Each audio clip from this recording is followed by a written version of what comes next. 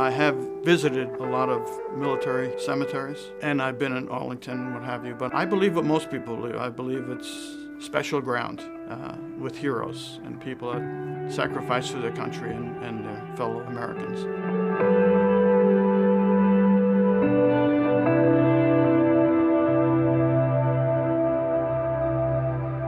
My name is Carmen Iosu, and in Italian it's Carmine Iosue. I've been very blessed. My wife and I raised 6 children, but we also created 3 different companies, successful companies, and we determined to donate money to good causes. And what we do is we give money to people we know that the money will be spent correctly. One of my friends suggested I meet General Jim Mokoyama. He's a major general, a fantastic person. He was instrumental and one of the key leaders that got the Japanese-American World War II Memorial in Washington, D.C. I told him about my dad, and then I listened because he knew all about the 100th Battalion and the 442nd Regiment. I knew very little about it. I did try to do a little bit of research and understand, but my dad never really talked about the military, rarely talked about it. Occasionally would say 1 or 2 things. General Jim, he said, "I'll talk as long as you'll listen." and he filled me in, and I'm happy to say thank you to the Japanese American vets and families and how much respect we all have for their contribution. When the 442nd soldiers joined and when my dad and family joined, it was for the duration.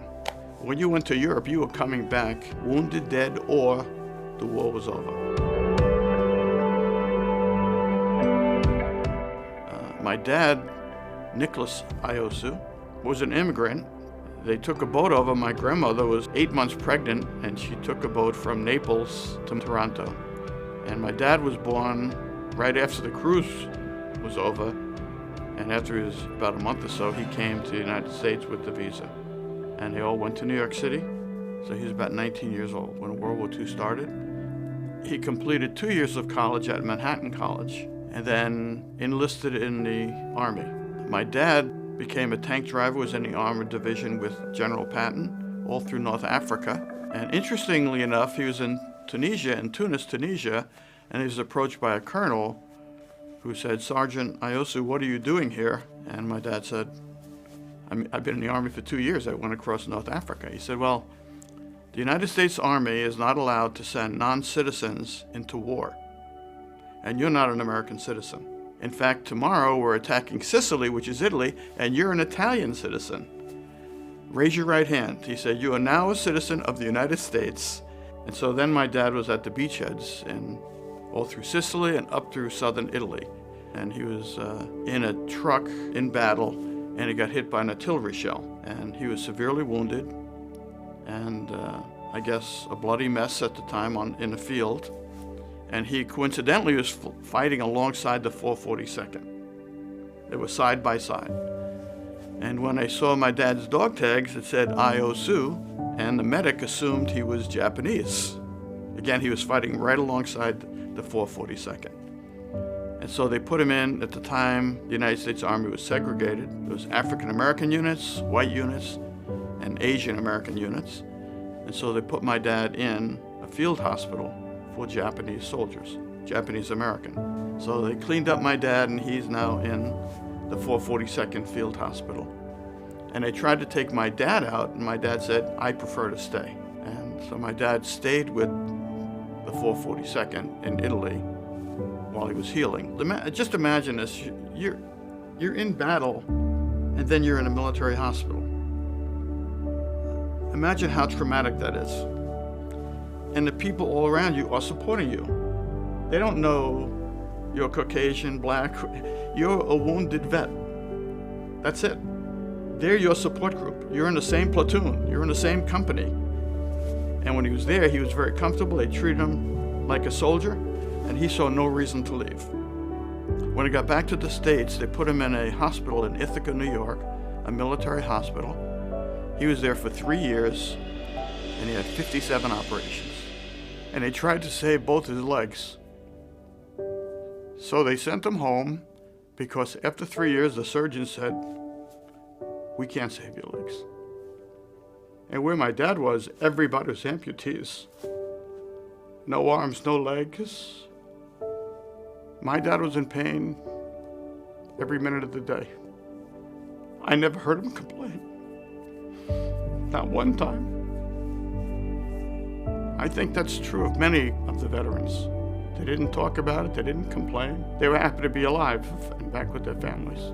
Very rarely, if ever, talked about their experiences. But the one or two things I did learn, one of which was my dad's involvement with the 442nd. He was very active with the American Legion and a Disabled American Veterans Organization. And they had a convention in 1975 in Honolulu, and my dad contacted some of his friends from World War II, who were the Nisei Soldiers. And when he got here, they put him up in a Royal Hawaiian hotel. They wouldn't let my dad pay for anything. They had a banquet in his honor. They made him feel like a hero, which he didn't think he deserved because he didn't view himself as anything special, which is one of the things I really respected him for. He thought they were heroes because he saw what happened to the 442nd and heard stories from them. And I guess the amazing thing was they weren't negative either. I guess the soldiers that were wounded from the 442nd were like the people he saw in Ithaca, New York. They were positive about their service and felt there was a purpose to what they did.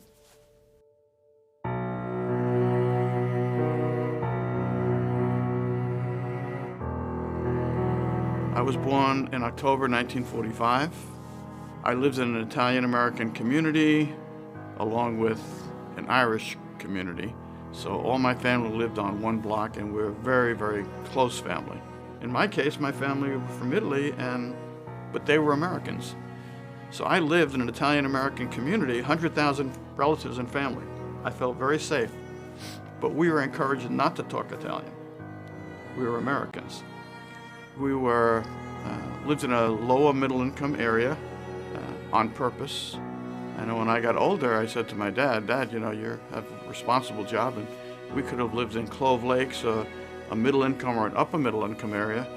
But it seemed important to my mom and dad that we live where we live because we see a broad brush of American people.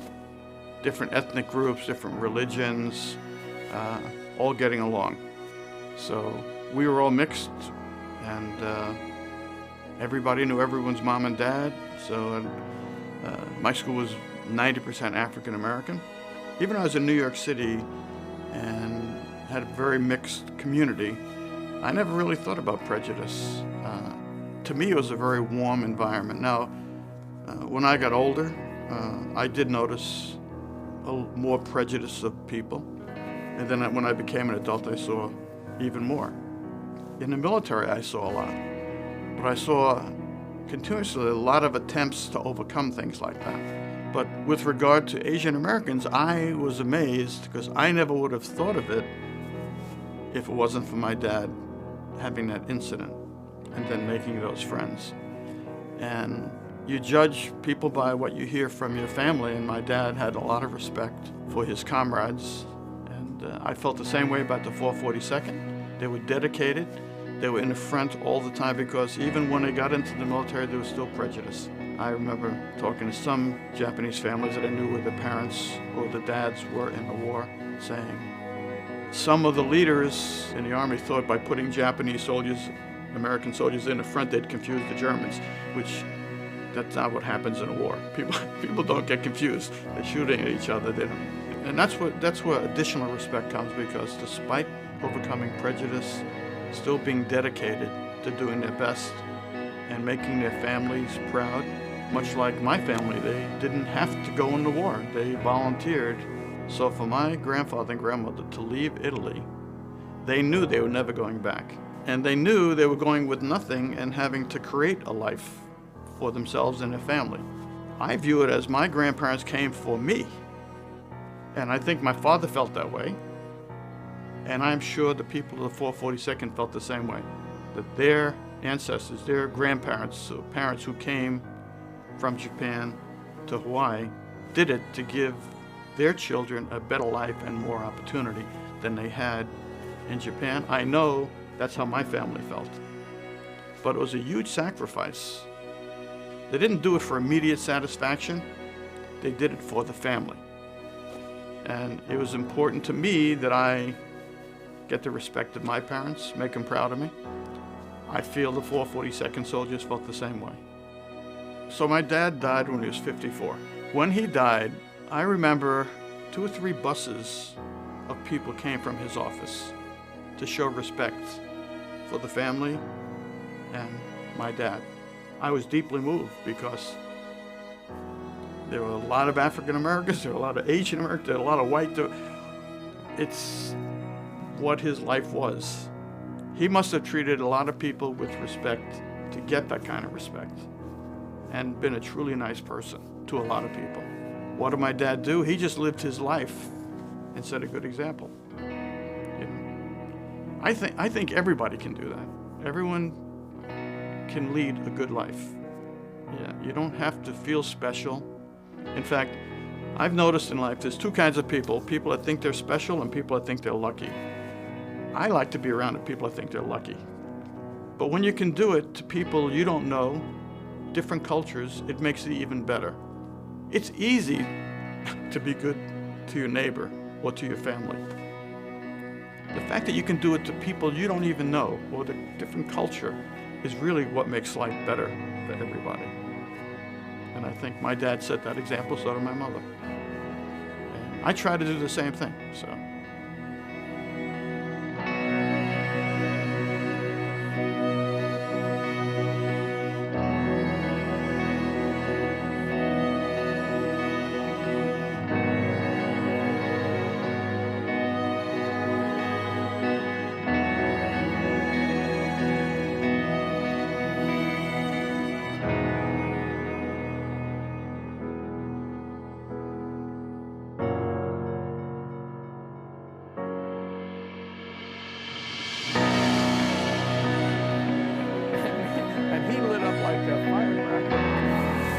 Go for broke.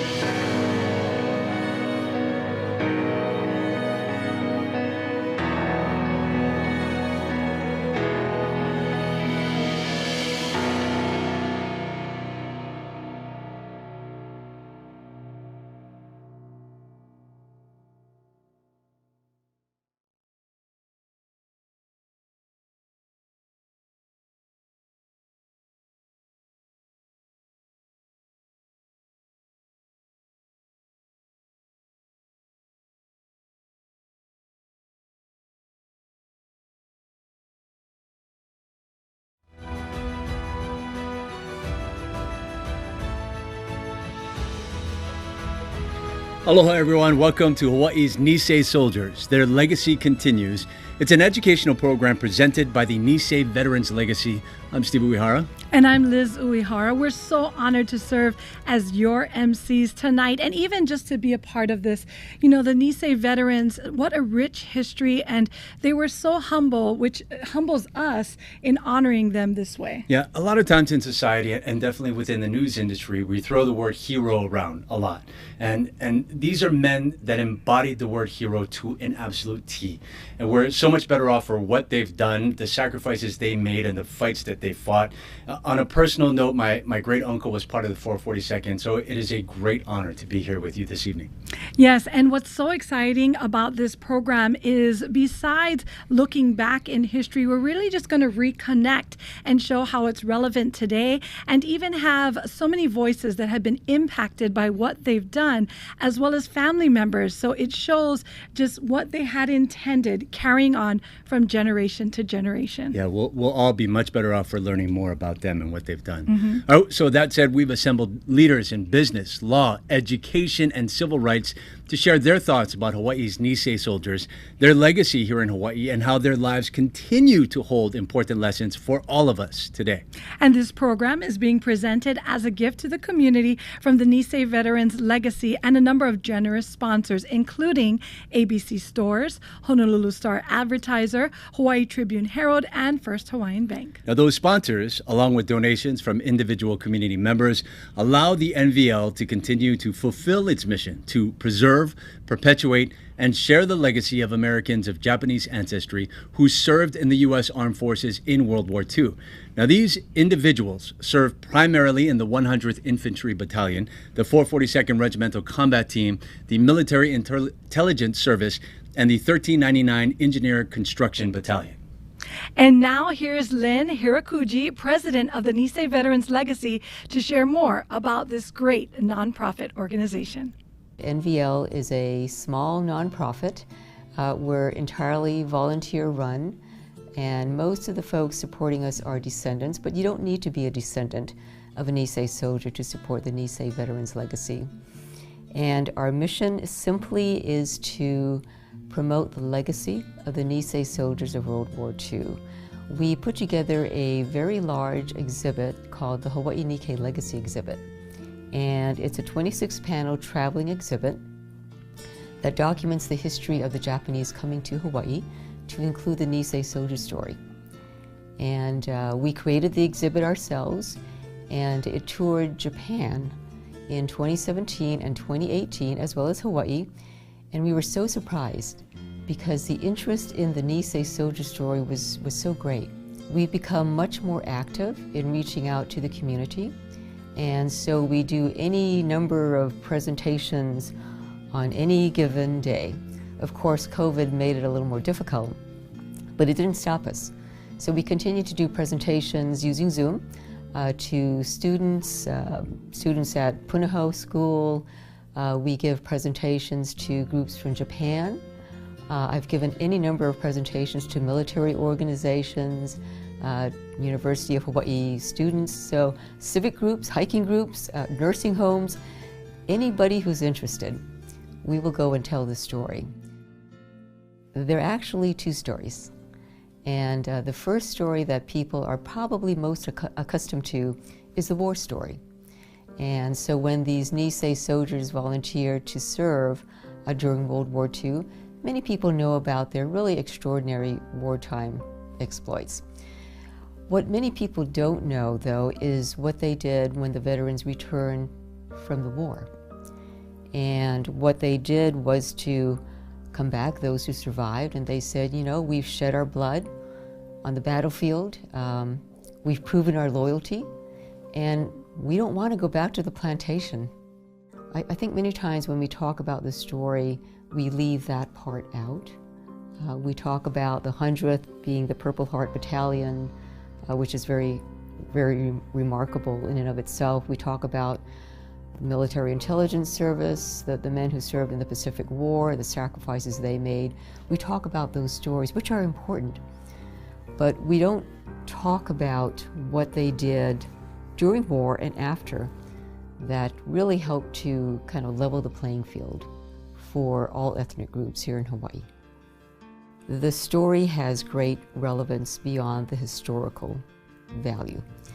And what I mean by that is that our Nisei mothers and fathers, they took a stand against discrimination and prejudice some 80 years ago. And I can't help but believe that they would not want us to do the same thing today. And so what we're seeing in this country today is some very deep and hostile divisions. We're seeing a rise in anti-Asian hate. And what we believe is that there's a very clear connection between what our parents did to take a stand against discrimination and the need for that vigilance to continue today. So what the NVL is doing right now is to not discard our historic preservation, but to expand beyond that, so that when we talk about the Nisei soldier story and we create exhibits about the Nisei soldier story, we also make sure we talk about the element of contemporary relevance to the civil rights struggle. There are always people who come before us, and I'm very grateful for what that generation did to open doors of opportunity, not just for the Japanese Americans that followed, but for all groups here in Hawaii. I just love Lynn's perseverance, and that's what makes the Nisei Veterans Legacy just so invaluable, because displays like this and really taking this story and making it an outreach connection. Yeah, and you got to love those old pictures. Yes, yes. And we get to brush up on our history tonight, so it's fantastic. All right, tonight we're focusing on what the Nisei veterans did after the war and how their legacy continues today. Many Nisei veterans dedicated their careers to transforming Hawaii from an oligarchy based around the plantations to a more equitable society. William Kaneko, past president of the Japanese American Citizens League, JACL, Honolulu chapter, shares his insight into what empowered Hawaii's Nisei Soldiers to make such an impact on our community. The Veterans Administration actually provided them with a benefit to get college degrees, whether it be from University of Michigan or Harvard or USC, Stanford, or even here at the University of Hawaii. They went away as sons of immigrants and came back as doctors and lawyers and engineers and business people with the knowledge and capabilities to be able to not only help themselves but help their families. And so they got involved, as professionals, with a lot more earning capabilities, but they got involved in politics. So they, served in the state legislature. They became judges. They were very instrumental in the election of Governor Burns. Played key roles in his administration. And that's where you had people and leaders like Spark Matsunaga, who became a U.S. Senator, Danny Noe, another U.S. Senator, George Ariyoshi, Hawaii's first and our nation's first Japanese American governor. But by and through politics, they were able to shape the future of Hawaii and to make it more equitable, more fair, giving not only Japanese Americans but all people greater opportunities to prosper and to live in Hawaii. Hiroshi Roscoe Haruki was a member of the 442nd Regimental Combat Team, 232nd Engineers, who took advantage of the GI Bill. He graduated from the University of Hawaii and always emphasized the importance of education to his siblings, children, nieces, and nephews. And his son Warren went on to serve as president of GTE Hawaiian Tel Verizon Hawaii and is currently president and CEO of Grove Farm on Kauai, as well as being the chairman and CEO of Maui Land and Pineapple Company. I went away to school and came back, graduated from Purdue University. I got a job offer to join Hawaiian Telephone Company at that point. So I informed partners in the CPA firm that I'm leaving. That was only my job to pay my way through my master's, and I was not an accountant. So they sat me down, and one of them was a veteran, and he said, I'm just going to tell you that, if you go to the phone company, you're never going to get ahead, because Buddha heads like you will never get ahead. And I didn't understand that, and honestly, I didn't believe it, and I was committed. So I just, heard that and remembered that. I had governmental relations under me in the phone company, and I had to lobby for many bills. Many of the telecommunications matters were handled in the United States Congress, and Senator Inoue was either the chairman or the ranking minority member of the Communications Subcommittee, which is part of the very important Senate Appropriations Committee. So I had known him through that. He was well aware of the fact that my father was a veteran. He mentioned that to me several times. And when I became president, he called me into his office and he said, I'm proud of you. So he kind of explained that. He said, we were trying to get to that point, and he said, I never thought I'd see it in my lifetime. I got letters from veterans that expressed what they had worked for and what they had hoped for, and to see that I was able to get to that point was really a culmination of their efforts. I kind of rode on their coattails. I never had that doubt. I really wasn't aware of it. I think the legacy here in terms of equality, opportunity, what they did to shape Hawaiʻi is a much larger story. Maybe I'm biased. They had such an impact. Hawaiʻi as we know it today has been largely been shaped by them. I agree. Yeah, without a So doubt. much more of a larger story. After being promoted to president of GTE Hawaiian Tel, Warren received a congratulatory letter in 1992 from Ted Tsukiyama, a Nisei soldier with the Varsity Victory Volunteers 442nd Regimental Combat Team and MIS. Yeah, so Ted described what Warren's promotion meant to him and his fellow soldiers, saying, quote, men of the 100 442nd MIS willingly went out to fight and die for country at that time to prove their loyalty to the USA, to win a place of acceptance in America, if not for themselves, at least for those who followed, to where any American can achieve success on limitless horizons based on their own merit, ability, and character without regard to their ethnic or cultural background. The recognition you have earned, accomplished, and won is the kind of vision the Nisei soldier huddled in the battle trenches during World War II yearned for and dreamed of.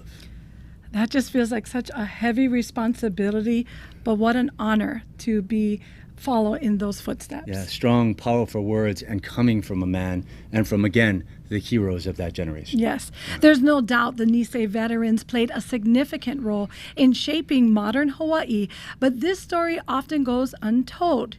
Yoshiichi Matsuo was a Nisei soldier with the 100th Infantry Battalion, 442nd Regimental Combat Team. His granddaughter, Jennifer Okubo Polido, is an attorney with her own law practice. She attributes her success to the sacrifices made by her grandfather and his fellow soldiers, and shares with us her perspective on the importance of this part of our history. They were discriminated against from the get-go just because of their ethnic background and made to believe that they were enemies of war.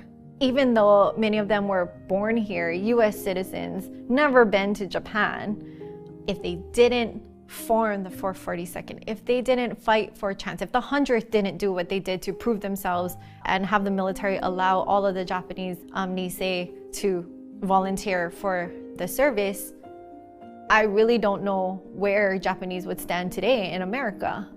I think a lot of times we might take for granted all the possibilities that we're able to accomplish, all the opportunities that we have.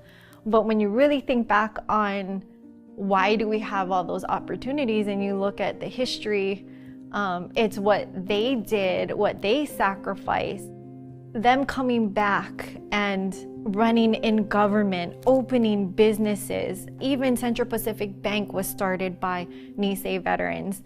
Going through all that adversity and yet proving themselves when you shouldn't have to, but they did all of that so that it would pave a better future for the rest of us. Yeah, there's so much more to their impact in the history than we ever realized. Mm-hmm. Yeah. All right, so community support is so important to the mission of the Nisei Veterans Legacy as they work to expand their reach. The NVL would like to thank all of their individual donors for their generous support. And if you'd like to volunteer or get involved, please do with the NVL. Visit their website at nvlchawaii.org. One of the goals of the Nisei Veterans Legacy is to make inroads into teaching students about the Nisei soldier story. They've done that by giving presentations to students at public and private schools, colleges, and even gone as far as Japan.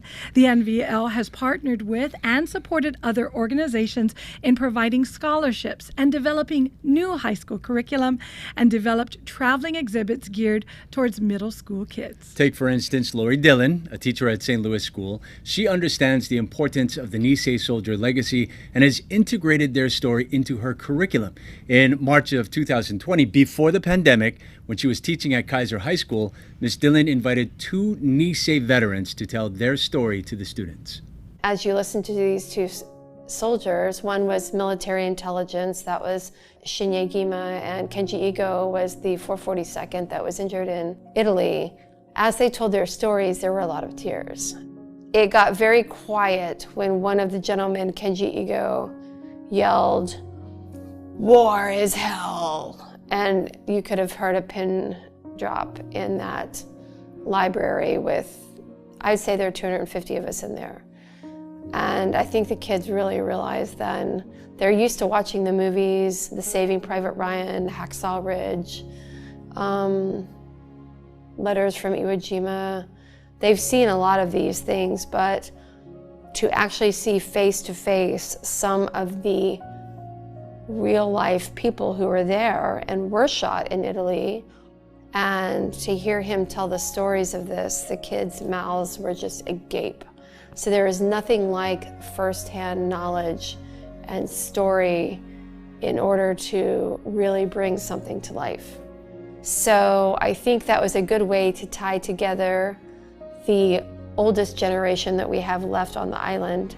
All of these gentlemen are in their 90s, with the most youngest generation, and for them to realize how important it is what their families and their great-grandparents went through in order for them to be here today and to have the quality of life that they have.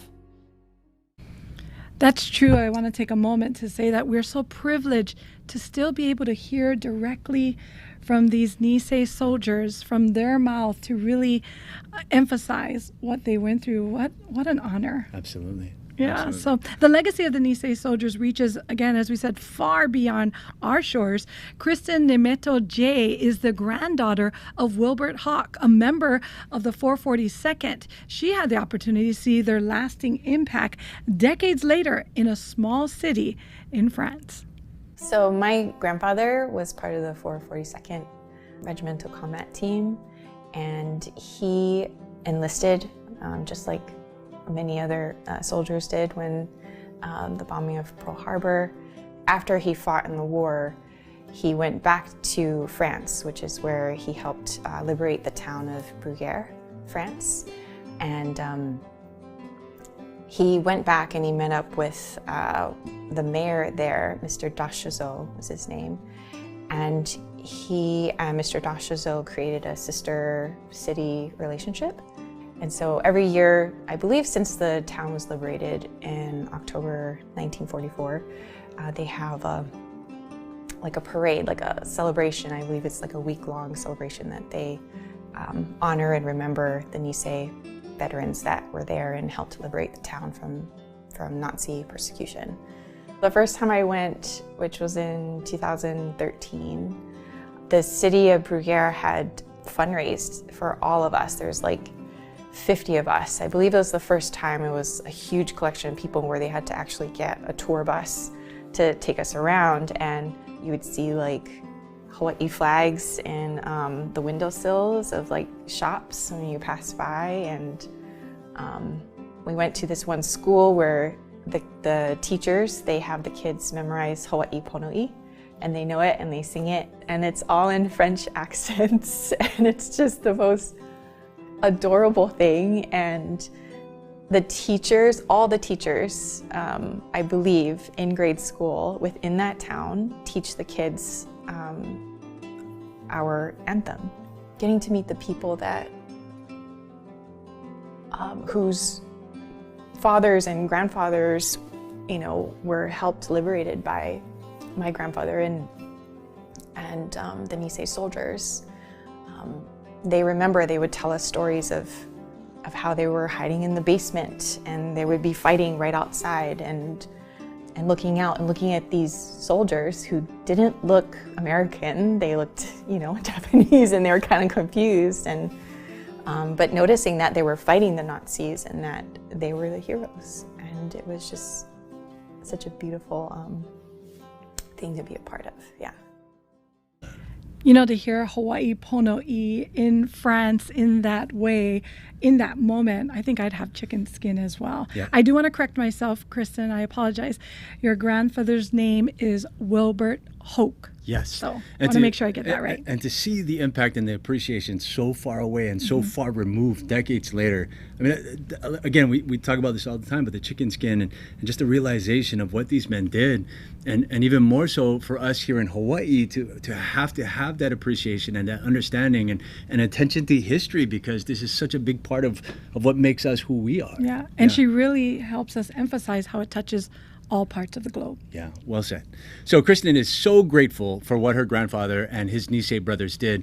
In an email, she shared, quote, "It's as if they knew when they were fighting in the cold mountains of France that their service would mean so much more than themselves one day, that their sacrifice for freedom and proven loyalty will carry on and be remembered by their children's children's children." Yes, the courage and character of the Nisei soldiers demonstrated both on the battlefield and when they returned home is something we can all find inspiration in. No matter where we live, their values and goals still remain relevant today.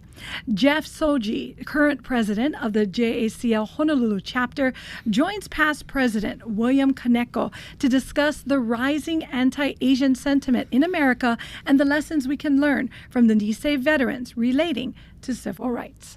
The lesson would be to not be afraid to be the nail that sticks out. To, you know, if something seems wrong and something is unfair, unjust, then to say something, and to not just accept it, you know, to be willing to like go the hard route and vocalize, you know, your objection to something, whether it's, again, at the grassroots movement, whether it's protesting something that you believe in, or whether it's at a policy level. And I think that we have, you know, decades of what the Nisei did to follow as an example.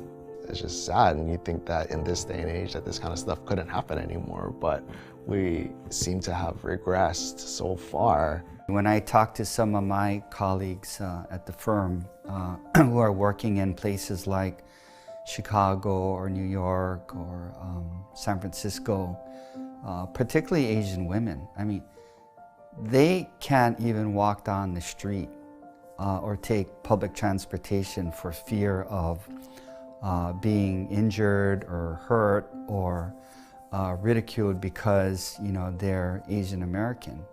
And that sense of fear and discrimination is very significant. I've seen some data recently of some, you know, over 6,000 incidents of hate crimes just against Asian Americans alone.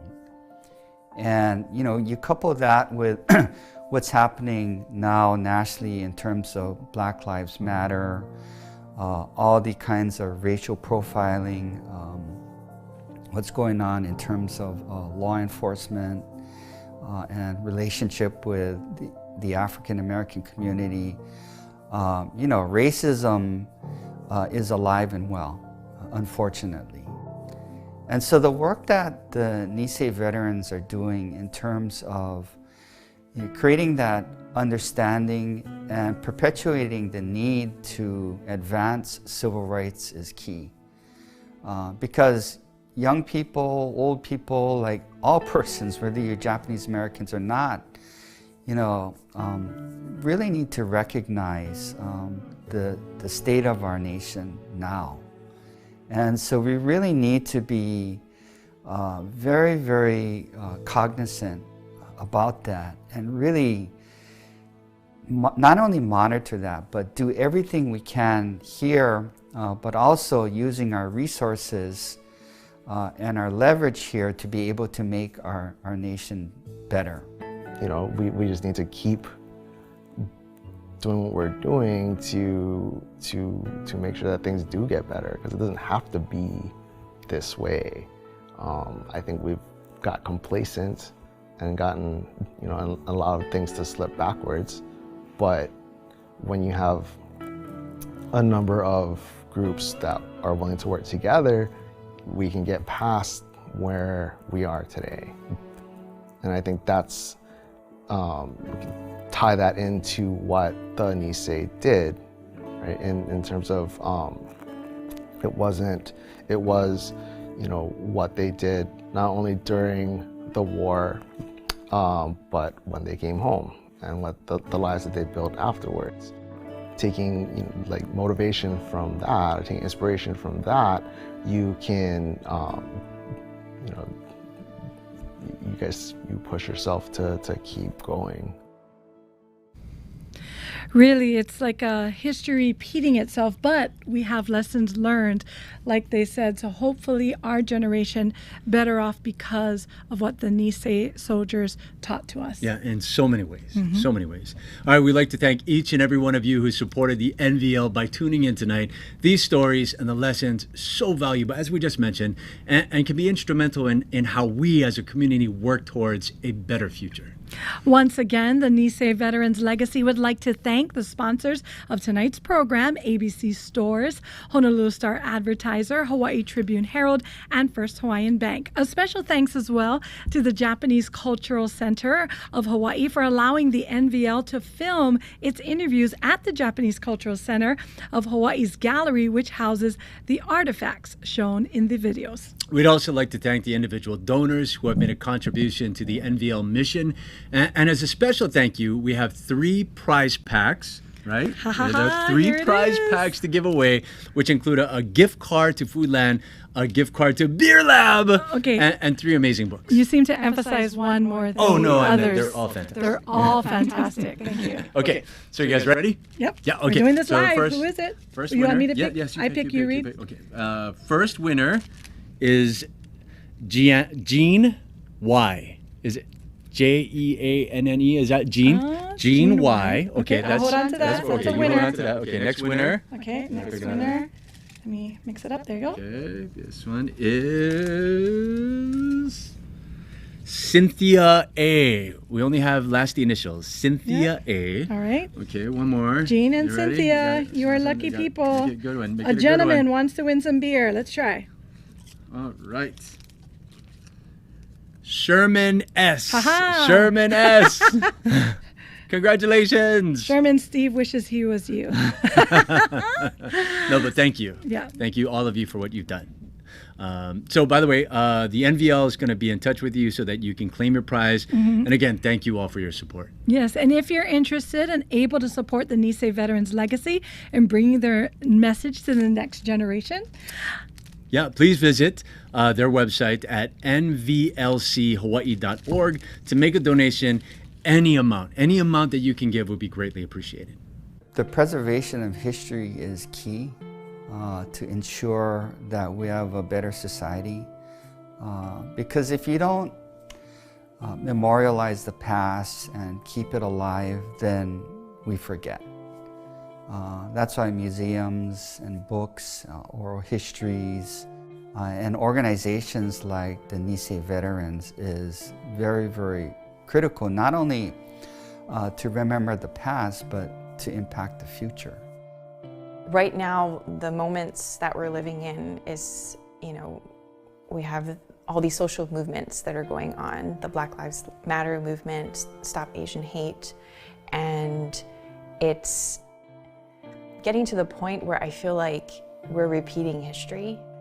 It's so important to take those lessons that we learned from the Nisei soldiers, such as my grandfather, to use that to better ourselves for the future. Use it to have lessons within school and teach our kids, well, this is what happens when you use hate and ignorance and bigotry as a way to create the other. By learning from what our ancestors have gone through and not making the same mistake again, over and over and over again. Every individual who learns that and is able to practice that makes our community that much better as a whole. Now here are some comments from noted author and historian Tom Kaufman. Yeah, his thoughts are from an earlier NVL video on the Nisei Soldiers. I think people should realize that they can't take their present blessings for granted, that they resulted from people doing hard stuff, hard work, sacrifice. The Japanese American led the way in terms of democratizing Hawaii, and because it's America and America's dominant role in the world, I think they made a contribution to people everywhere. We're nearing the end of our program, and before we conclude, I want to thank our MCs, Steve and Liz, for their generous spirit in supporting this event. There were many people working intensely behind the scenes to make this program happen, and I want to humbly thank them too. Nolan and Jamie Hong of Pop Creative Media, our producer, chairs Jennifer Okubo Polido and Kristen Kamakahi, and the NVL team. Our communications consultant, Nathan Hokama of Strategic Communication Solutions, and of course our speakers. We've tried to showcase what the Nisei Soldiers did after the war. Working with many others, they helped to bring about positive change in Hawaii, opening wider the doors that had been previously shut tight. We understand that liberties hard fought and won can easily be lost. But when we hear from young people like Kristen and Jennifer, and from teachers like Lory, who are using the universal lessons of the Nisei Soldiers story to effect positive change once again, we're optimistic about the future. Mahalo to our viewers for watching.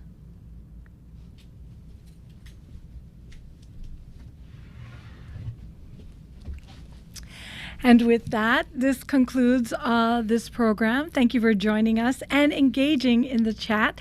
We hope you found some meaningful takeaways from everything shared. And if you'd like more information on the Nisei Veterans Legacy, please visit their website at nvlchawaii.org. Yeah, and one more comment, I think, before we go. When Lynn and Jennifer and the group asked, I mean, it's something that you do with a drop of a hat. There's no questioning. Anything that we can do for the Nisei Soldiers, for their legacy, to learn a little bit more about their history and the impact that they've had. I mean, it was just a great night. By the way, and remember, when life becomes challenging, remember the Nisei Soldiers and think, ganbari! Don't give up, even in the face of adversity, because you will overcome those challenges. On behalf of the Nisei Veterans Legacy, aloha and mahalo. Thank you.